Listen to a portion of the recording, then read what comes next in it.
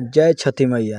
आप सबके जौन रहे इंतजार कि पवन सिंह के छठ गीत कब आ रहल बा, त आज पोस्टर लॉन्च हो गल बा जौन की माँ अम्मा फिल्म्स भक्ति पे आ रहल बा, जौन की पवन सिंह के पर्सनल चैनल ह माँ अम्मा फिल्म्स भक्ति। तो आप सबके बता दी पियरी पहिर ल कल सुबह 6:30 बजे आ रहल बा, जौन की पावर स्टार पवन सिंह के और शिवानी सिंह के आवाज में बा। और जौन की काल सुबह आ रहा बा त देखी बहुत ही सुंदर एक्टर जौन की दशहरा में आप लोग बहुत जोड़ी के प्यार दुलार देनी। श्वेता झा और पवन सिंह वीडियो में बारन।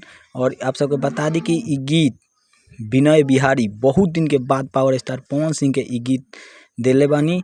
तो आप सब बहुत कल सुबह प्यार दुलार दी। छठी माई के गीत ह उहे दशहरा के जोड़ी श्वेता झा और पावर स्टार पवन सिंह के आप सब कल सुबह प्यार दुलार देते रही। जय छठी मैया, जय पावर स्टार, जय Bhojpuri. Subscribe my channel power star update सबसे पहले देखे खातिर माई चैनल सब्सक्राइब।